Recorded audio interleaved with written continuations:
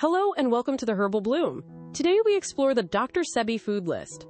The first surprise is that the Dr. Sebi food list is not simply another vegan menu. The current official guide presents a much narrower philosophy. It favors selected fruits, vegetables, grains, nuts, seeds, oils, herbs, and herbal teas. It excludes animal foods, dairy, soy, heavily processed products, and foods the philosophy describes as acidic, mucus-forming, genetically modified, or hybrid. That is the framework.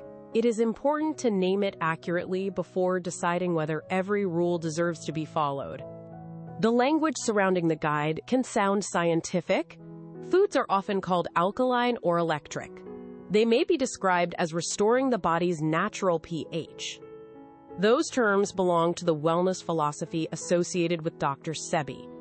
They are not standard clinical food categories. Established physiology shows that the lungs and kidneys keep blood pH within a narrow range. A meal can affect urine pH more easily than blood pH. That does not mean the meal has cleansed or healed the entire body. So the useful question is not whether a cucumber can alkalize the blood. The useful question is what happens when cucumbers, leafy vegetables, fruit, whole grains, nuts, and seeds replace foods that are highly processed and low in fiber. That change may improve the quality and variety of the diet.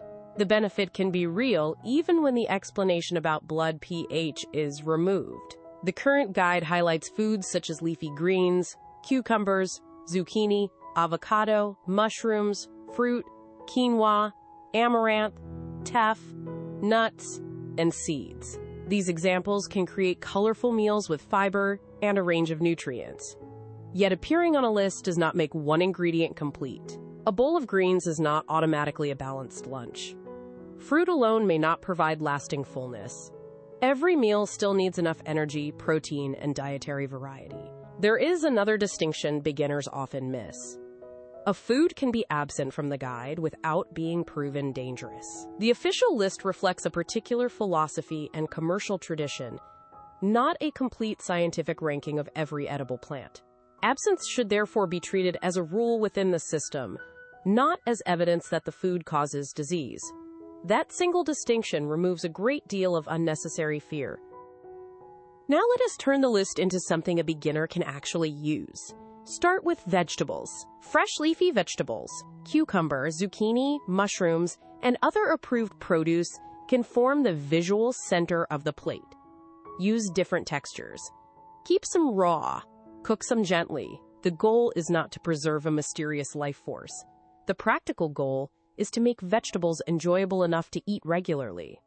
Next come grains and other satisfying plant foods.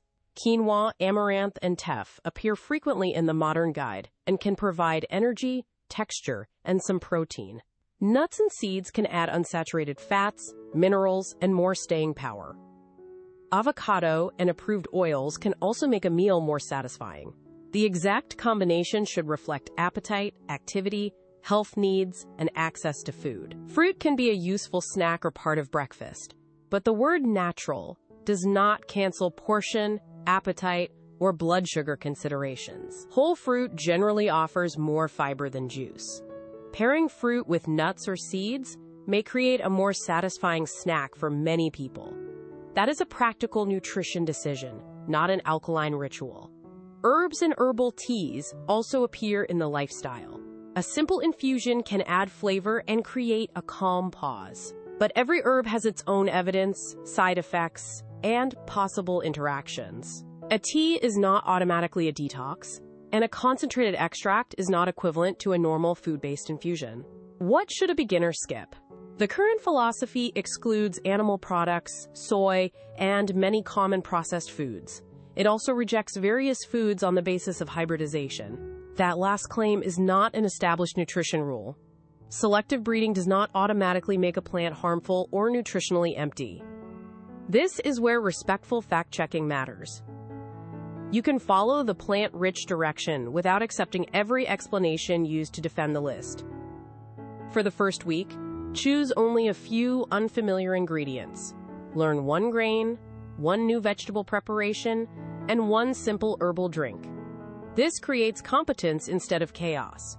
Buying 10 specialty foods at once may look committed, but it often leads to waste and frustration. A beginner plan should become easier with each meal, not more mysterious. The biggest beginner mistake is treating the list like a test of purity. A food pattern should support health, daily life, and adequate nutrition. It should not create fear around every ingredient that is missing from a branded guide. If the rules become so narrow that meals are repetitive, low in protein, or too low in calories, the label alkaline is no longer protecting the person. A stronger beginner plate follows 4 questions. Where are the vegetables? Where is the meaningful protein source? Where is the satisfying source of energy? Where are the fats that help the meal feel complete? Depending on the version of the diet and the person's needs, some official restrictions may make those questions harder to answer.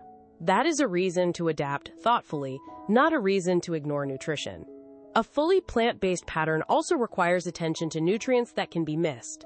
Vitamin B12 is not naturally supplied by plant foods and usually requires fortified foods or a supplement.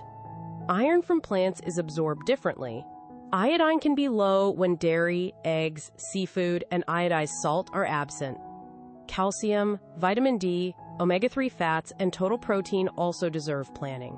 These are not arguments against plant-based eating. They are the details that allow it to work long-term.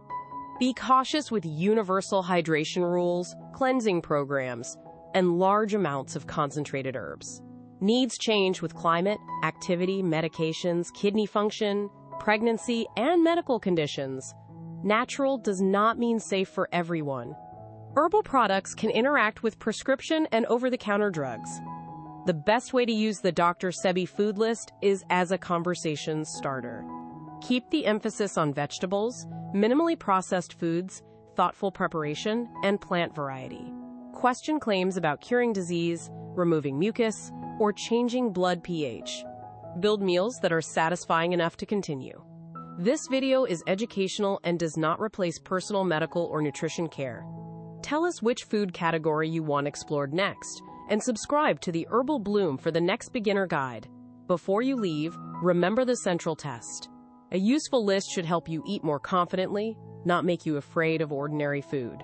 If it increases variety, improves preparation, and reduces heavily processed choices, it may offer a helpful structure. If it produces weakness, obsession, or severe restriction, the structure needs to change.